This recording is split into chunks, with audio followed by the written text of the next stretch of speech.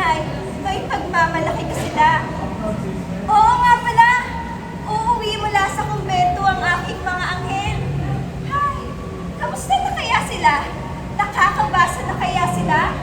Halos isang linggo ko rin hindi nakita ang mga yon. Mabuti pa at paglulutuan ko sila ng hapunan. Kanigurado,